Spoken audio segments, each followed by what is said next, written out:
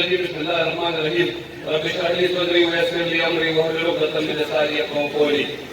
د ټول ناول په سټیج باندې موجود زمونږ ملي رهبر جناب افضل احمد خان شیرپو، سکندر حیات خان شیرپو، زما د پارټۍ ټول ملګري او د پیرزو زما غیرو پښتنو مشرانو کشرانو همزولو السلام علیکم.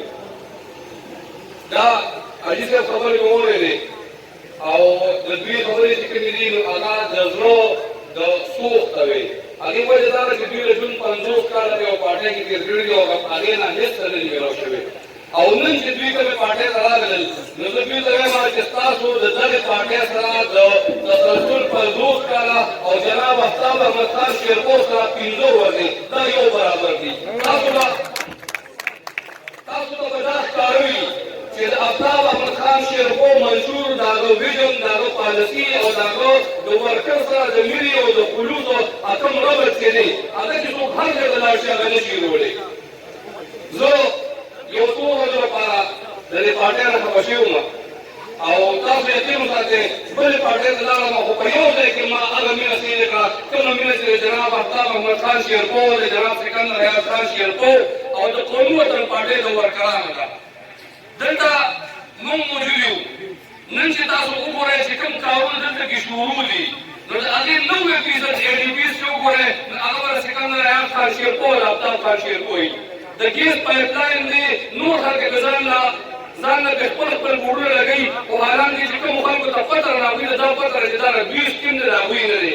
دلته صاحب روډونه دي، دلته صاحب د اریګیشن ډپارټمنټ نه چې کوم کارونه سکندر خان منظور کړي دي په هغې باندې په یو سر په منځ په بل سر او په یو ځای کې 415 بورډونه لګېدلي دي. نو زما په خیال د دې نه نوره واضحه خبره نه شي کېدی چې د دې قوم د ترقۍ لپاره صرف او صرف د دې کورنۍ چې کوم خدمات دي نو د هغې په مقابله کې د بل چا خدمات نشته. دې خلکو دلته نه خبرې وکړه چې یاره تبدیلي راځي، تبدیلي راغله او عظیمه شانه تبدیلي راغله. د 10 روپو چې کومه روټۍ وه هغه په 100 روپیه شوه، د 600 چې کومه بوجۍ وه هغه په 1400 شوه، د 1.5 چې کومه د غوړو ګوتۍ وه هغه په 450 باندې شوه، د 80 روپو چې کوم چیني و نو هغه په 1.5 باندې شو، په 50 روپیه باندې چې کومه په 80 روپیه کوم لیټر پټرول و هغه په 1.5 باندې شو، کوم څیز به چې په 100 روپیه میلاوېدو هغه په 1500 باندې شو. د غریبو تاسو دې ته وګورئ د پاکستان په تاریخ کې چا موږ پورې داسې یو فلیکس نه دی لګولی چې بچې برای کړو او په دې نالیق حکومت کې خلکو هغه فلیکسونه لګول چې بچې برای کړو. نو تاسو سوچ وکړئ د دې نه زیات نور دوی سره لکه څه کېدی شي چې یو سړی خپل بچو ته حیراني چې زه بچي ته رسومه هغه وخت نه تېرېږي نو نور څه کېدی شي. دغه تبدیلي دلته کې راغله او هغه تبدیلي هم عجیبه شانته تبدیلي ده. دغه تبدیلي سرکار چې کوم کسان دي نو زما په خیال ټول په یوه ورځ پیدا شوي دي او د ګلوزو په حساب د خولې مطابق هغه وخت ډېر اتوار وه. مشر پکې نشته، کشر پکې نشته. تاسو یقین وکړئ چې زه اوس هم دغه نه رالم د سکروټ نه رالم نو چې څومره په دې هلته کې د PTI ورکران دي نو ټولو ځان نه داخله کړې ده. نو هغه یو ته مې ویل چې ظالمان یې ورکوو ډران خو ځان نه پرېږدی خو تا ټول د سکل مداخلې کوئ. عجیبه عجیبه خلک را روان دي دلته چې د خدمت خبرې راشي، دلته چې د الیکشن ټیم راشي، دلته چې د خلکو د منشور او د ویژن ټیم راشي نو بیا موسمي خلک راوځي.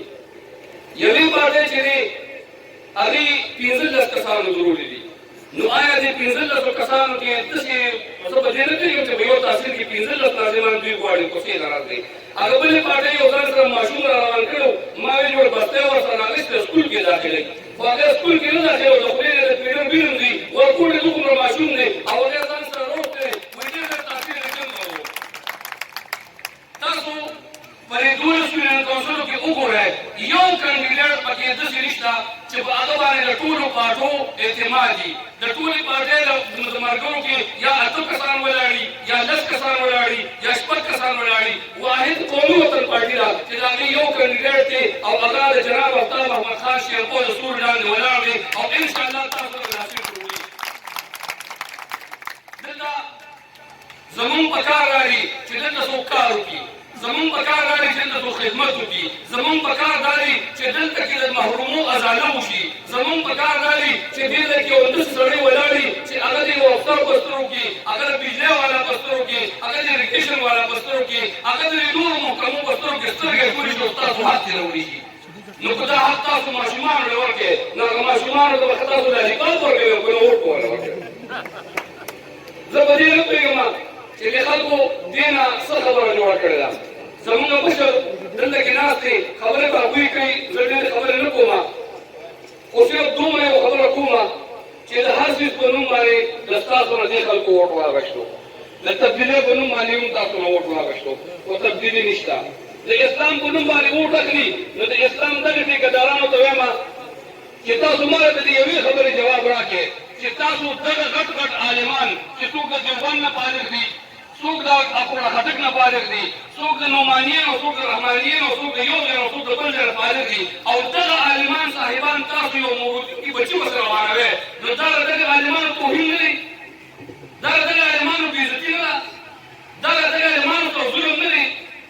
نو چې کله دغه عالمانو سره ظلم دی، دغه بېعزتي ده، دغه توهین دی، او داسې خلک تاسو ته راولي چې هغه ستاسو خدمت نه شي کولی، نو زما په خیال دغه خلکو له ووټ ورکول هم ظلم دی. او دغه نور خو تاسو کتلي دي، ځکه چې څوک کور کې ووایي چې پیټیایي له ووټ ورکوم، نو زما په خیال چې په کور کې یو کس وي نو څلور پنځه راګیر کړي او ښه څلور ټکوي چې دوباره کله څوک غواړي نوم وانه دی.